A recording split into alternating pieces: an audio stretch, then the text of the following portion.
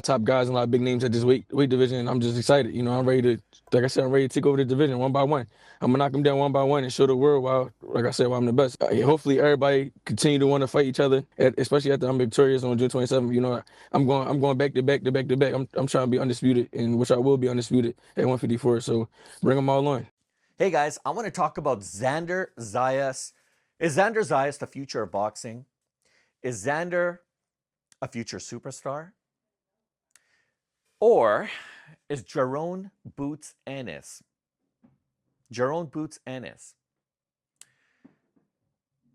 unstoppable, the king of boxing? I mean, here's a guy that a lot of people are predicting can take the division, take the entire division overnight.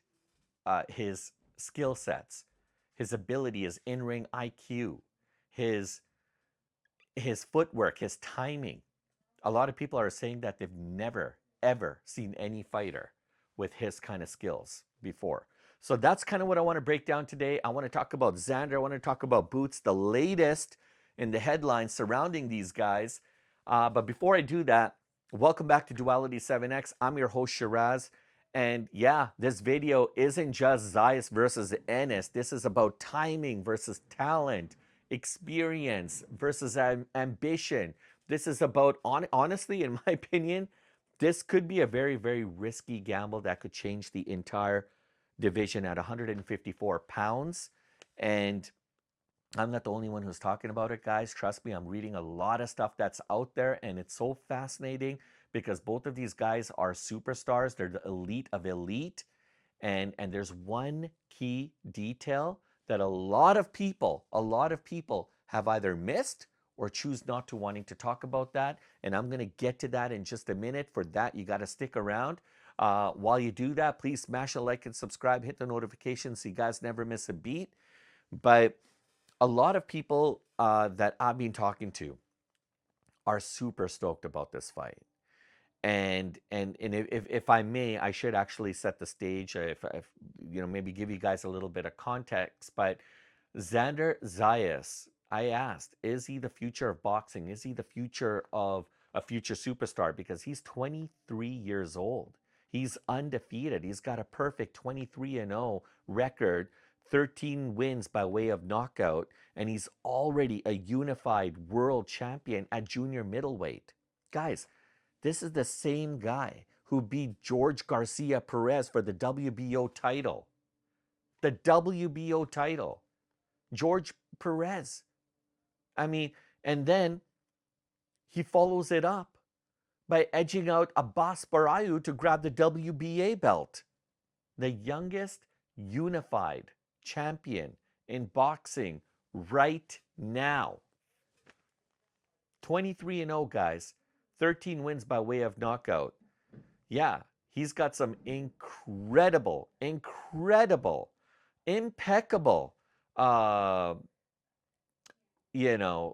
history, right? Just at the prime age of 23 years old. But here's the reality. On paper, it looks unbelievable. But the reality is, Xander hasn't actually faced a guy like Jaron Boots Ennis. We all know what Jaron has been able to accomplish, what he's able to do, the kind of skills he brings into the ring. He's full of arrogance. He's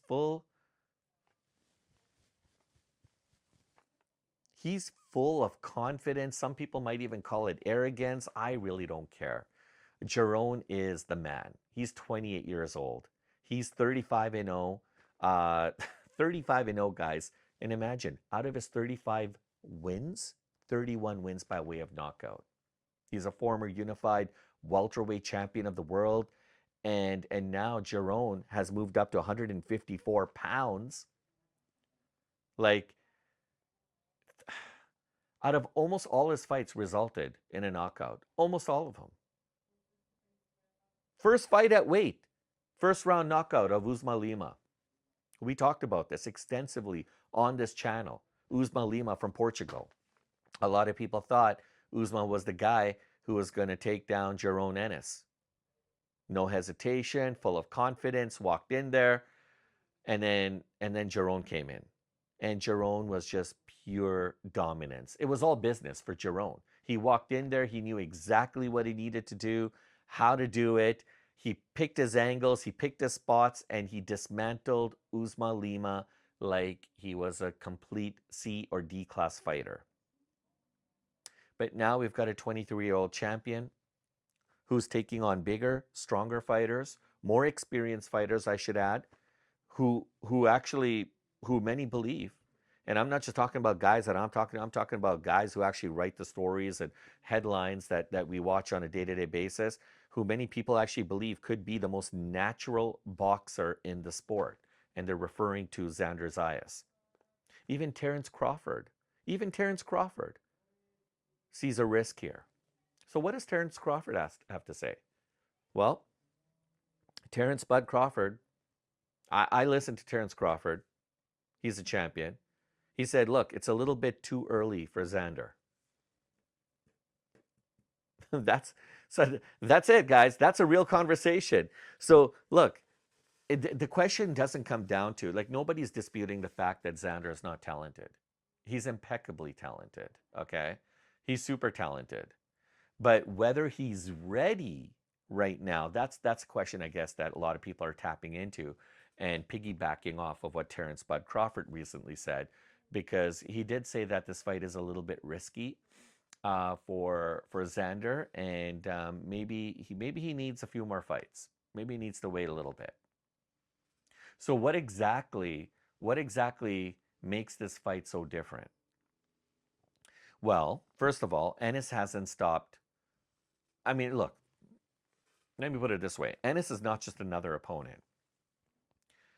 Jaron Ennis, he's the type of fighter that can expose you and expose the gaps in your fight style.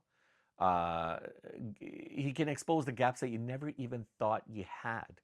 He can pick things out that your own trainers wouldn't even be able to see. Speed, timing, like selection of his shots, that ring IQ, that footwork. He's next level. Some of that stuff you just can't teach a fighter. He has it all. I'm pretty sure he was born with it. Okay? And in my opinion, the reason why he's so interesting, or the reason why this whole fight, is so interesting to me, is Zayas has been on a winning streak.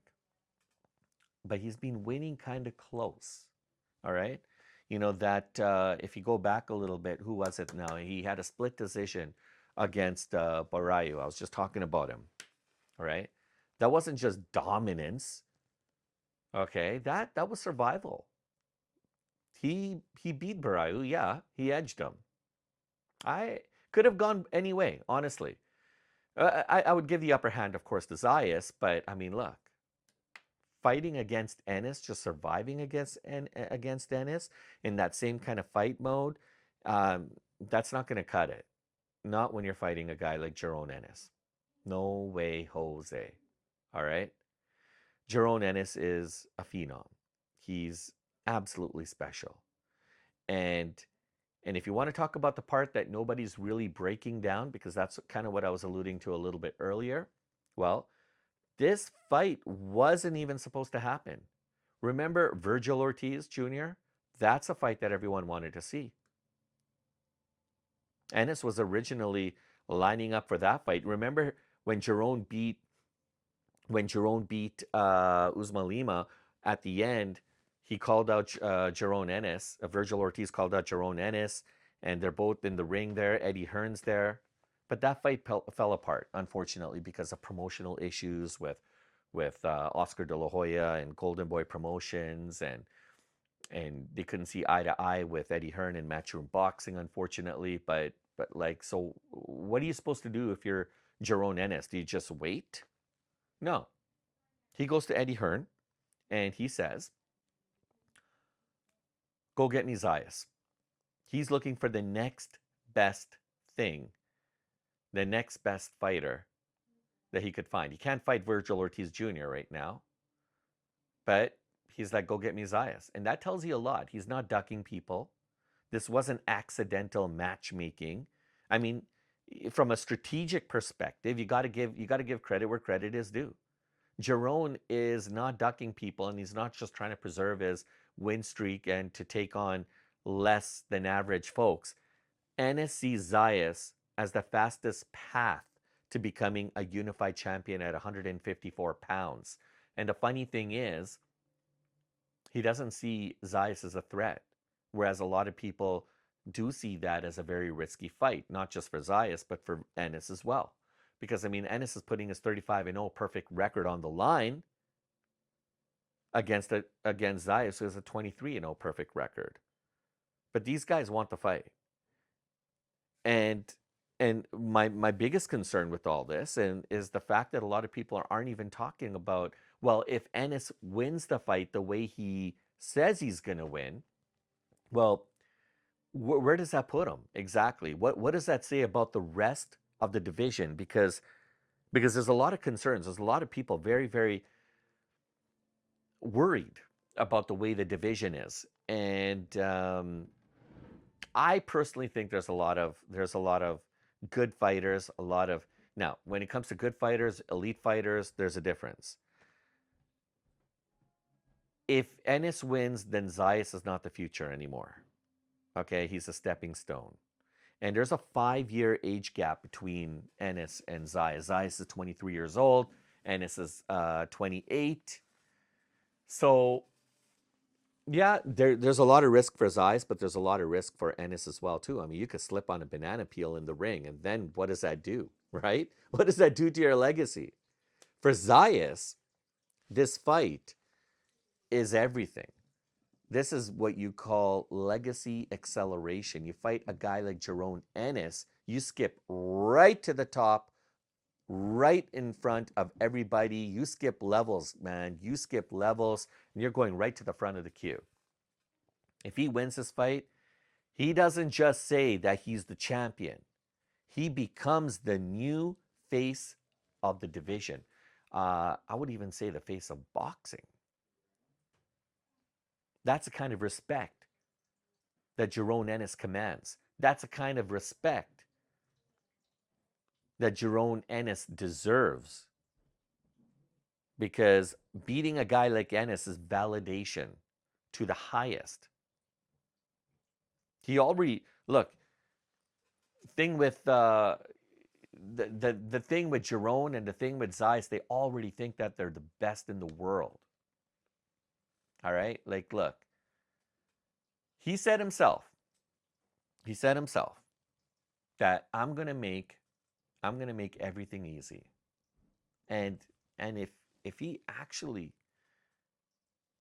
says that, does that, if he actually, like, especially against a unified champion like Ennis, wow, we're not just talking about 154 pounds, guys. We're not just talking about 154-pound division. We're talking about pound for pound. These are P4P conversations we're going to have. We're talking about GOAT. We're talking about legacy. Like, we're talking about a very, very rare club where we get to actually utter the names of those that we feel are the greatest of all times. So, boxing is going to look fantastic. But there is a problem. There is a problem.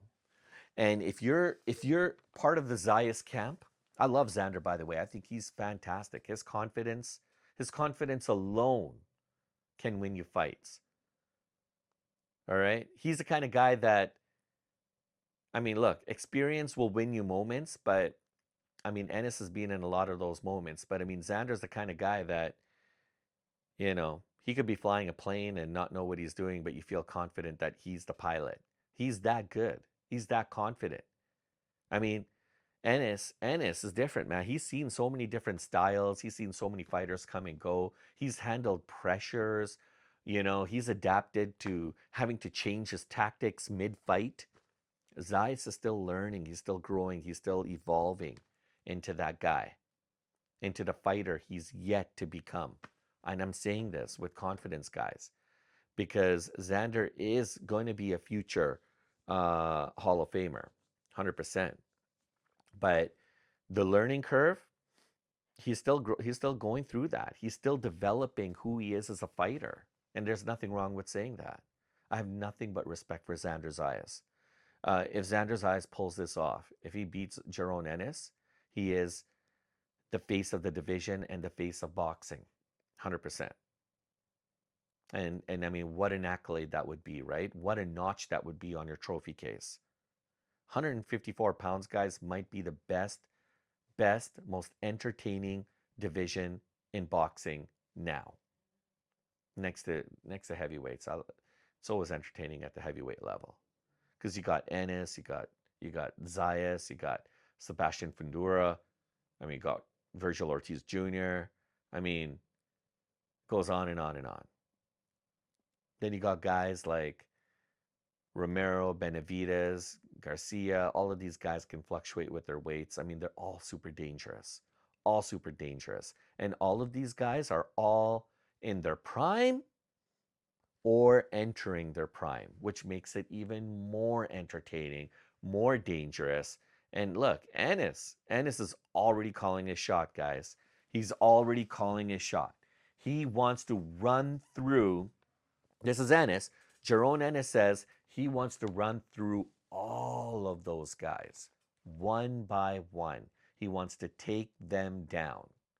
Undisputed. He wants to be undisputed. He might actually have to change. If he does do that, Jaron might have to replace his nickname Boots with Undisputed. Jaron Undisputed Ennis. So, lots to think about, guys. Lots to think about. But if you really want to know what this fight is going to be about, with Xander and Ennis and the implications, the rewards potentially, like if you're thinking this is solely about Zayas versus Ennis, no, it's bigger than that. It always is. It's always bigger than that. I mean, we're talking about timing, the timing of things, guys. That's very, very important, right? I mean, do you take the risk early and go for it if you're Zayas? Or do you wait until you're fully ready? But what does ready mean? Well, what we do know is on June 27th, June 27th, which is pretty much right around the corner, at the Barclays Center, we're going to find out what Xander Zayas is really made of. We're going to see if Xander Zayas actually made a historical leap or a very costly mistake. Okay. In my opinion, I hope it's not a mistake. I mean, I still feel that Jaron Ennis would be your guy to win this fight. But I still feel that despite it, both of these guys are future Hall of Famers. And when we're talking about this channel, Duality 7X, that, my friends, is the duality of the fight game. Sometimes greatness, guys, comes in the weirdest ways, right? I mean, it comes from taking risk, comes from really putting yourself out there. But more importantly, I think sometimes greatness, sometimes that same risk that you are trying to chase, that you're trying to avoid, could actually be the one to expose you.